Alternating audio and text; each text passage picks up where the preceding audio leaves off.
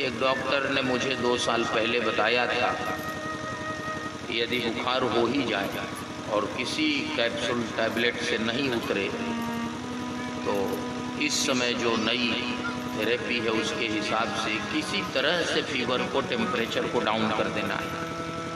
बर्फ इत्यादि जैसे उसकी सिल्ली रखकर टेम्परेचर उतारना जरूरी। मतलब क्या हुआ, बर्फ इत्यादि रखने से यहाँ ठंडक रहे तो बुखार नहीं हो। और भगवान शिव के पूरी जटाओं में उनके सिर पर ही पूरा गंगोत्री का ग्लेशियर है। बुखार हो कहाँ से? हिमालय की सारी जड़ी बूटियाँ औषधियाँ वहीं हैं, श्री गंगा जी हैं और मरने का कोई सवाल नहीं। जगदम्बा पार्वती ने कहा ऐसा क्यों? कहा ऐसा इसलिए कि मैं अमर कथा जानता हूँ। अमर कथा जानता हूँ इसलिए मैं मर नहीं सकता। तो जगदम्बा पार्वती ने कहा तब तीसरी बात बताइए, आपने मेरे सिरों की माला अपने गले में धारण क्यों की है? तो भगवान शिव ने कहा कि इसलिए गले में धारण कर रखी है कि तुम्हारे प्रति मेरे मन में प्रेम है और ये हमारे तुम्हारे प्रेम की निशानी है, चिन्ह है। तो यही धारण मैं कर सकता था, इसलिए तुम्हारे सिर की माला मैंने गले में धारण की है। तो जगदम्बा पार्वती ने कहा कि ये बात थोड़ी सी गलत लग रही है। यदि सचमुच प्रेम की बात होती तो मैं 100 बार मरती जाती और आप मेरा सिर जो है वो माला में गूंथते जाते। शिवजी ने कहा तो मैं क्या करता? कहा आप मुझे भी मरने से बचाते। जैसे अपने अमर हैं वैसे मुझे भी अमर कर देते तो बात समझ में आती कि आपका मेरे प्रति सचमुच प्रेम है।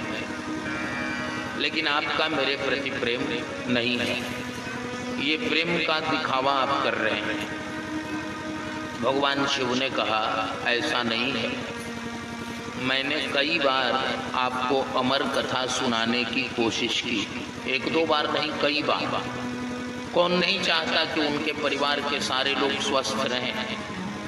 सभी चाहते कि उनके बच्चे पढ़ें, लेकिन कोई पढ़ेगा क्या? सभी चाह रहे हैं कि बच्चे शांत रहें, वो रहेंगे क्या? वो रहेंगे ही नहीं। तो भगवान शिव ने कहा सभी चाहते हैं कि उनकी पत्नियां उनके कहने में रहें और पत्नियां चाहती हैं कि पति उनके कहने में रहे। मामला यही है। शिव जी ने कई बार कोशिश की कि अमर कथा सुना दूं, लेकिन पार्वती जी ने एक बार भी पूर्व शरीरों में, अभी पार्वती हैं, पूर्व शरीरों में उन्होंने एक बार भी सुनने की कोशिश नहीं की। और तो और एक स्त्री मनोविज्ञान है, स्त्रियों का मनोविज्ञान। स्त्री माने जिनका विवाह हो गया है उनकी बात कर रहा हूँ। वो क्या करती हैं? दुनिया के सारे लोगों को वो मान लेंगी, लेकिन अपने पति को अपने से बेवकूफ़ जरूर मानेंगे, चाहे वो जितना बड़ा हो। अब पूर्व शरीरों में जगदम्बा पार्वती भी भगवान शिव को मानती थी कि भला कथा सुनने से कोई अमर हो सकता है? ये सब ठीक नहीं है। हमारे यहाँ तो कितने कुतर्क हैं ना, दूसरे की कथा वो सुनेंगी लेकिन अपने पति से कथा नहीं सुनेंगे। फिर से सुनिए, आप लोगों को लग रहा होगा कि मैं विनोद कर रहा हूँ। विनोद नहीं करता, न विरोध करता, दोनों नहीं करता हूँ, शास्त्र की बात कहता हूँ। मेंटालिटी आप लोगों की जो है, आप लोगों की माने इन जनरल बोल रहा हूँ, नॉट इन पर्टिकुलर, किसी 1-2 व्यक्ति की बात नहीं है,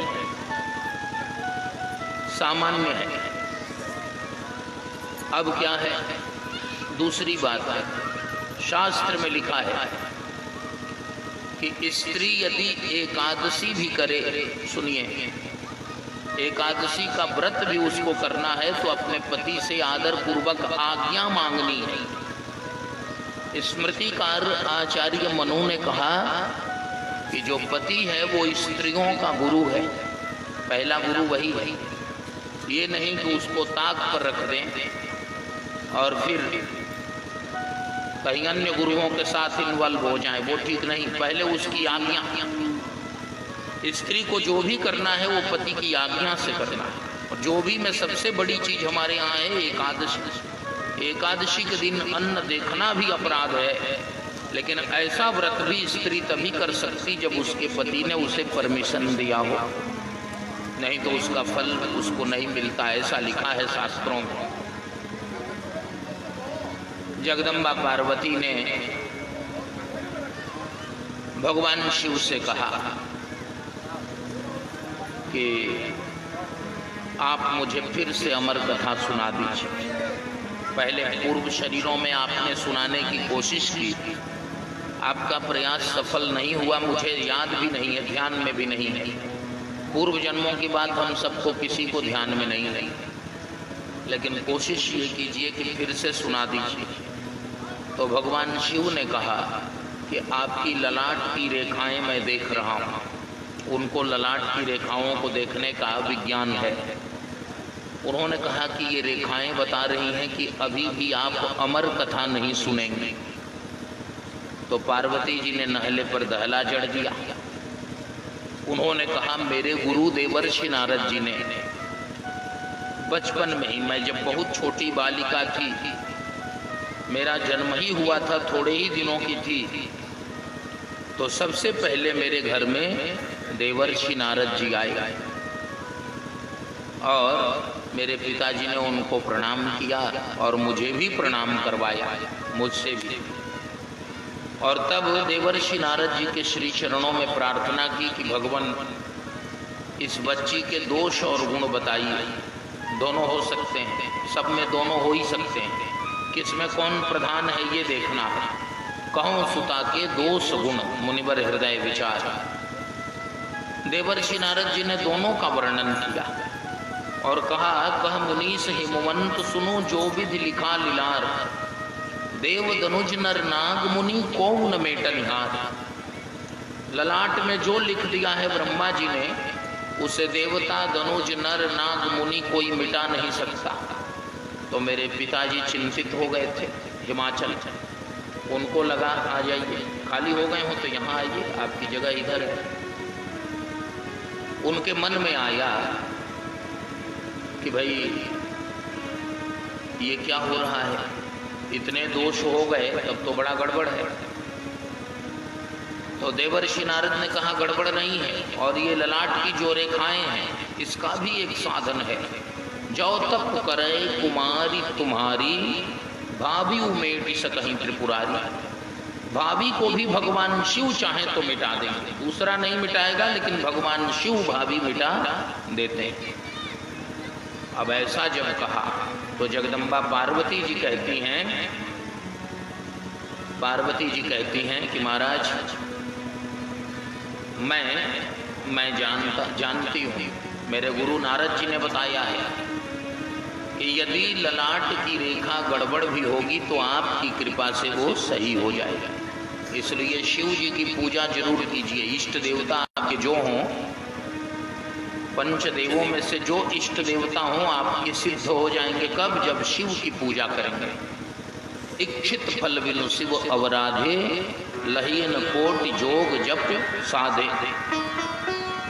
बिना शिव की पूजा के कोई पूजा यहाँ सिद्ध नहीं होती, इसलिए शिव की पूजा जरूर कीजिए और ललाट की रेखा भी मिट जाती है।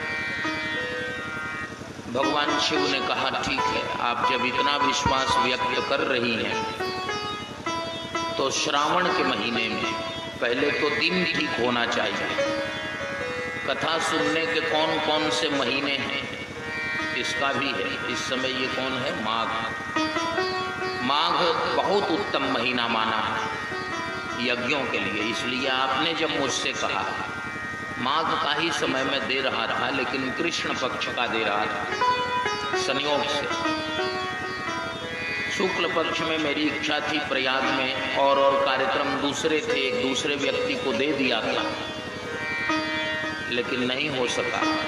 और आपकी 4-5 वर्षों से ऐसी भावना थी, आपकी भावना का सम्मान करना था मुझे।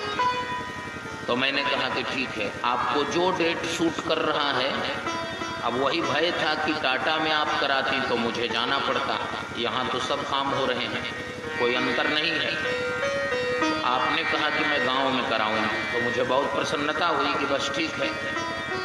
तो माघ के महीने में, वो भी शुक्ल पक्ष में टाइम दिया। और जो समय यहाँ के लिए दे रहा था 11 से कुछ, वो समय दूसरे के लिए रहा। और माघ में फिर प्रयाग राज्य में भी दूसरी कथा हुई, जहाँ हमारे पंडित श्री प्रवीण शास्त्री जी श्री वृंदावन के वक्ता हैं। मेरे पास कोई परमानेंट संगीत वाली व्यवस्था नहीं है, मैं तो ऐसे ही बोलता हूँ, ऐसे ही सुनने वाले जो कुछ हैं सो हैं, और नहीं भी होंगे तो बुलाने वाले हैं। लेकिन जब आपने कहा कि नहीं संगीत भी हो, तो फिर ब्रज से, ये सब वृंदावन के ब्रजवासी लोग हैं, भगवान की कथा में सीधे पूरा ब्रज आ गया। वो भी 4 हैं, पहले 3 की बात हुई, आपने कहा कि नहीं 4 कर दीजिए, तो अर्थ धर्म काम मोक्ष चारों आ गए, सब आ गए हैं यहाँ, कोई बाकी नहीं है।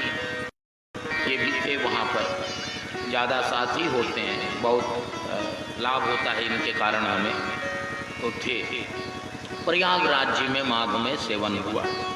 भगवान शिव ने कहा कि कथा सुनने के लिए श्रावण का महीना रहेगा।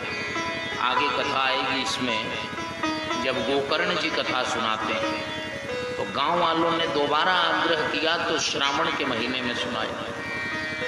शिव जी ने कहा देखो भाई, कथा उसी को सुनाना चाहिए जो कथा सुनने की इच्छा रखता हो, जबरदस्ती किसी को नहीं सुनाना चाहिए। जो व्यक्ति मेंटली तैयार नहीं है, जिसकी मनोवृत्ति कथा श्रवण करने की नहीं है, उसको नहीं सुनाना चाहिए। गौर से सुनते जाइए आप लोग, ये कथा क्या है और कैसे सुनना चाहिए। कथा है कल्प वृक्ष।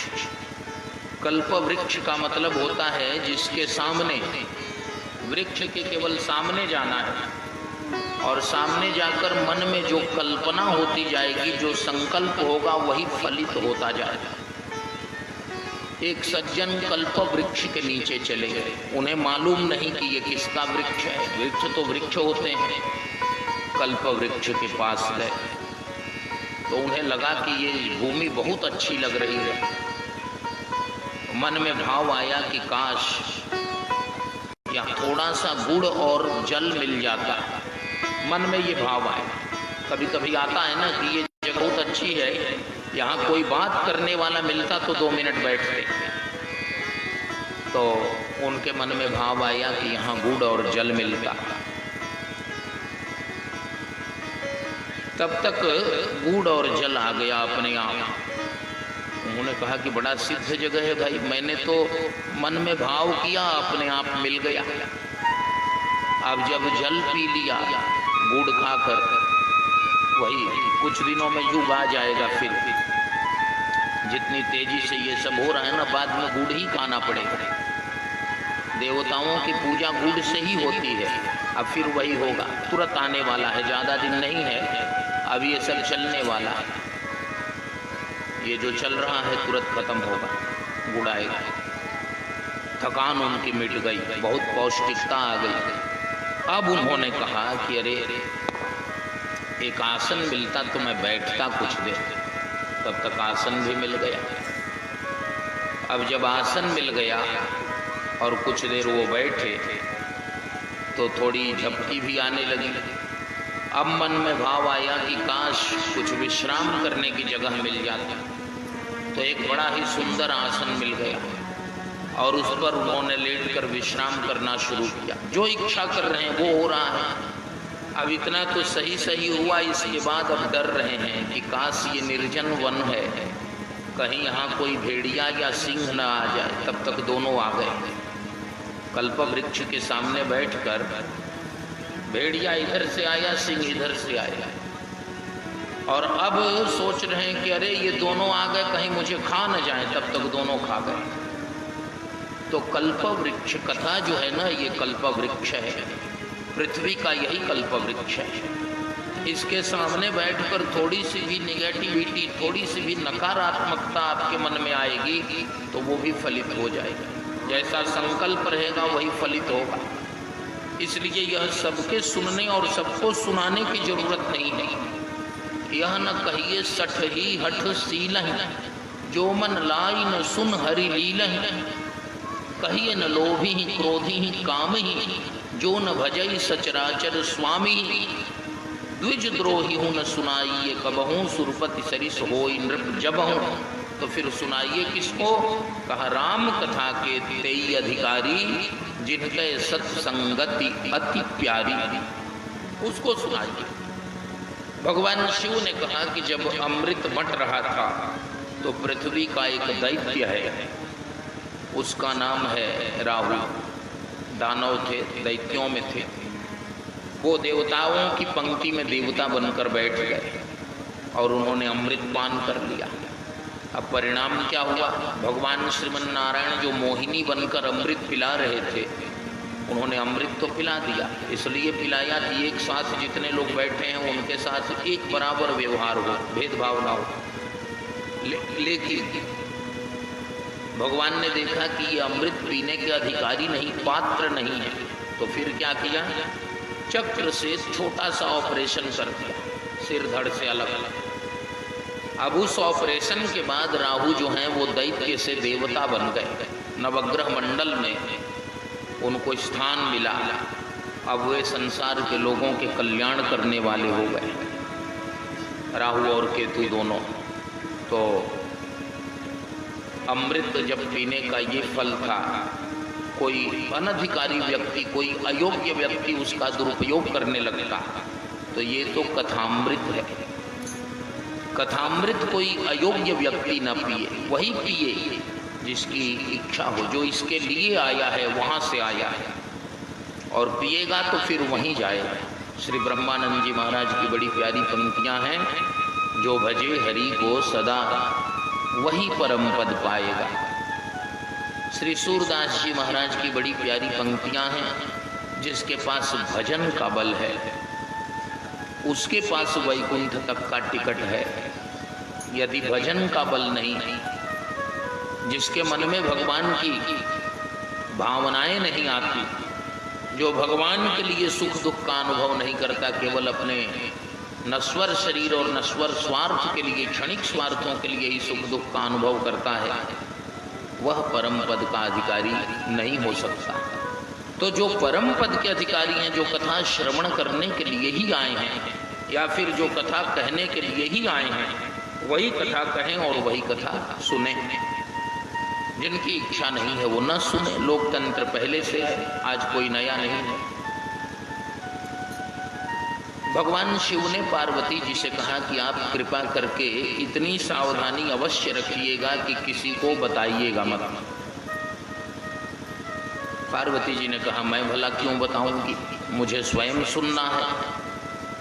लेकिन संध्या का समय जब हुआ और जगदम्बा पार्वती शिवानी बनकर, शिवा बनकर, भगवान शिव की शक्ति बनकर नित्य गोलोक धाम में, नित्य लीला धाम में और नित्य लीला में सहकार करने, सहभाग करने के लिए पधारी, श्री राधा रानी ने अपने सुख को अपने हाथों में लेकर और जगदम्बा पार्वती का स्वागत किया। आइए, यहाँ तो लीला होती है, लेकिन आपके कैलाश में भगवान शिव इन लीलाओं का रहस्यार्थ वर्णन करते हैं, और उसको आप सिद्ध तपोधन योगी जन सुर किन्नर मुनिवृंद उनके साथ श्रवण करती हैं। आपका कितना बड़ा सौभाग्य होगा।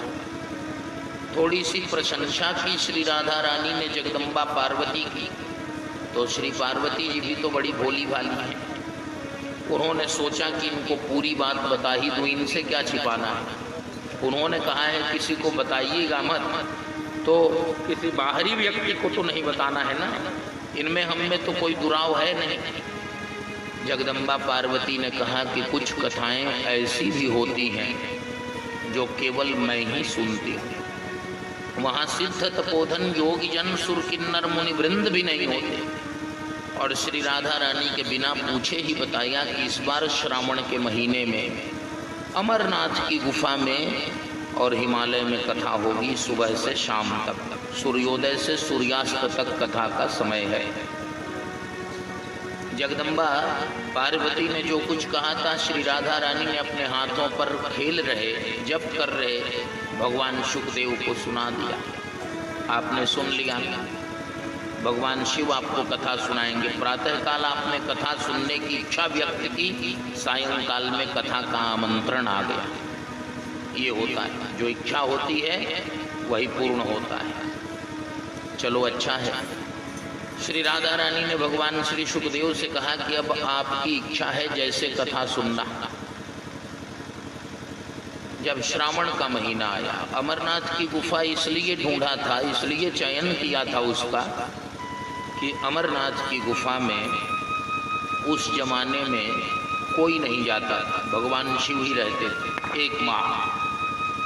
अब इधर जो दिन बिगड़ गया, खराब समय आ गए, तो भक्त बाद में जाते हैं, आतंकवादी पहले चले जाते हैं, ऐसा भी होता है।